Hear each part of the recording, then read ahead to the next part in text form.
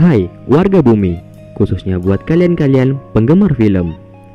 Kali ini aku akan menceritakan sebuah alur film yang berjudul Backstreet Rookie. Film ini masih kategori baru karena baru rilis pada tahun ini 2020, yang dimana film ini berasal dari Korea Selatan.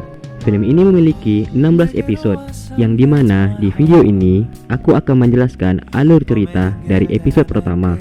Untuk pemerannya, kalian pasti sudah tidak asing lagi. Yap, benar. Untuk pemeran laki-lakinya yaitu Ji Chan-wook yang sebagai Choi Dae-yoon, dan untuk pemeran perempuannya yaitu Kim Yo-jung yang sebagai Jung Se-byul.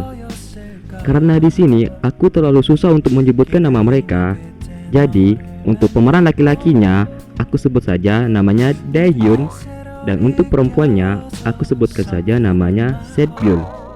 Oke, tanpa berlama-lama lagi, kita langsung saja ke pembahasan filmnya. Di episode pertama, adegan dibuka saat Dae-yoon sedang berlari-lari tergesa-gesa, sama seperti Se-byul yang saat itu merupakan gadis SMA yang sedang tergesa-gesa juga. Mereka pun saling berpas-pasan satu sama lain.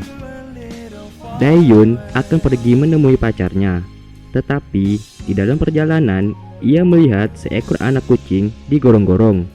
Tak lama kemudian ia pun menolongnya. Kemudian sesampainya ia di restoran, ia bertemu kekasihnya yang bernama Jung Eun.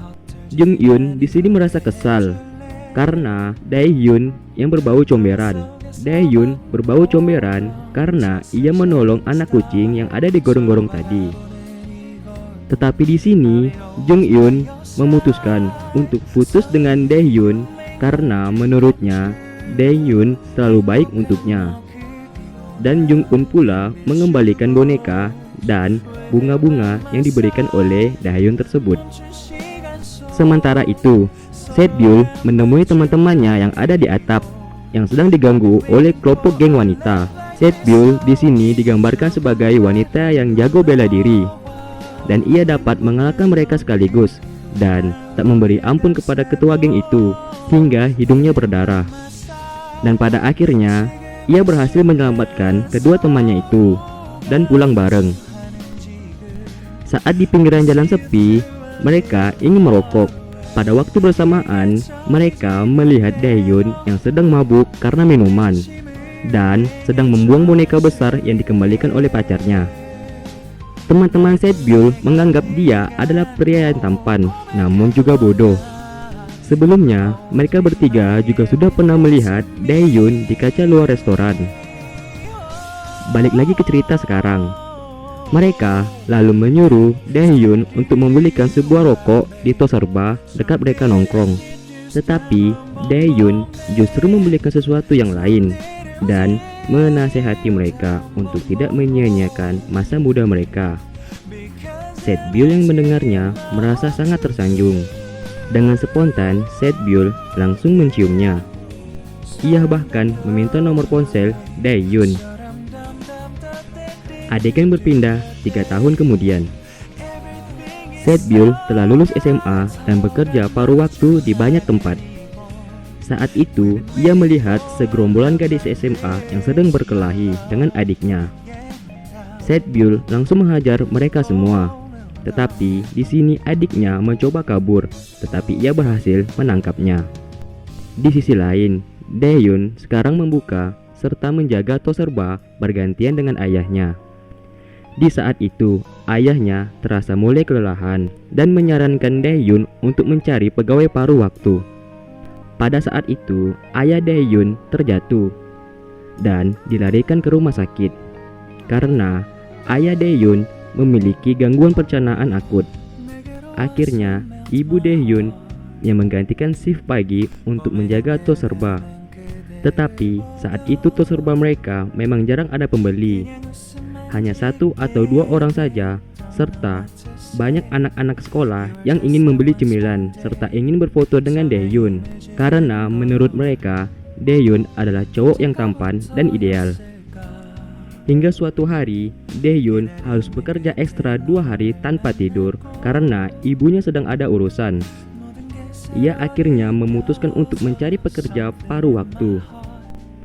Tak lama kemudian, Setbyul dengan elegannya berjalan menghampiri Daehyun yang sudah mulai ngantuk, dan ia ingin melamar pekerjaan tersebut. Di sini, Daehyun teringat kalau dia wanita yang pernah menciumnya dulu, lebih tepatnya pada 3 tahun yang lalu. Tetapi menurut Daehyun ada sesuatu yang aneh pada wanita ini. Untuk itu, ia berusaha untuk tidak menerimanya. Tak lama kemudian, Setbyul memberikan teh herbal kepadanya. Selang beberapa saat, karena mengantuk, Daehyun pun tertidur. Tetapi saat ia bangun, ia terkejut karena banyak pelanggan di tokonya. Daehyun sebenarnya tak ingin menerimanya.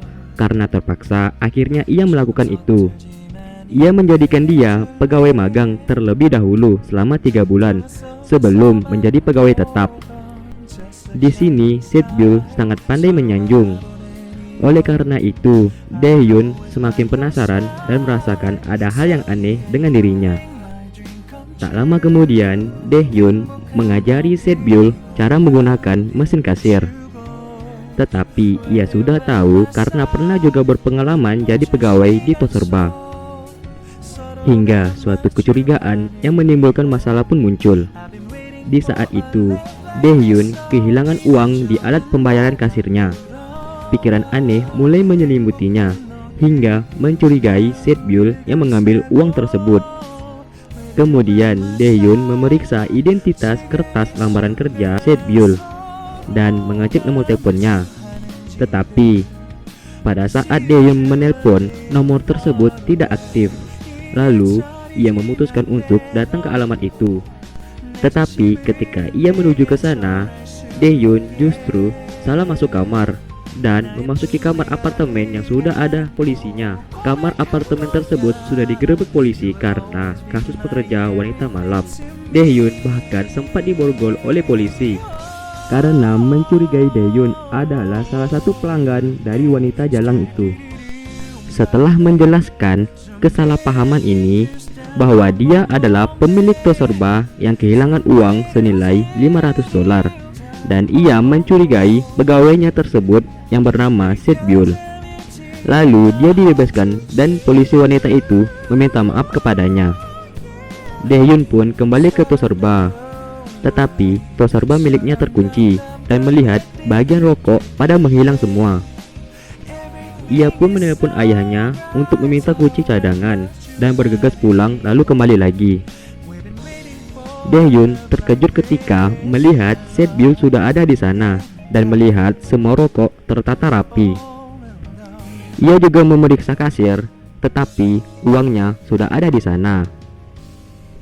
Daehyun di sini sangat mencurigai Setbyul. Namun Setbyul di sini salah mengartikan dan berpikir kalau Daehyun berlari tergesa-gesa karenanya. Saat di luar, dia bertemu polisi wanita yang sebelumnya menangkap dia. Di sana, polisi tersebut menanyakan perihal tentang pencurian uang $500 tadi. Dan di sana juga, Setbyul mendengarkan percakapan mereka. Akhirnya, Setbyul mengetahui bahwa dirinya dituduh mengambil uang di dalam kasir. Di saat itu, Setbyul merasa kecewa dan sedih karena Daehyun menuduhnya dan menganggapnya adalah pencuri. Di sini Setbyul berpura-pura bahwa dirinya baik-baik saja karena sudah terbiasa diperlakukan oleh seperti itu. Daehyun pun bertanya, kenapa nomor HP Setbyul tidak aktif? Setbyul mengatakan bahwa HP-nya lowbat. Daehyun pun bertanya lagi tentang alamat rumah yang diberikan Setbyul di kertas lamaran pekerjaannya. Akhirnya jelas sudah bahwa Daehyun keliru dengan angka nomor rumahnya. Tak lama kemudian, Setbyul pun pergi meninggalkan Daehyun. Di sini adegan berpindah di rumahnya Han Dal-sik.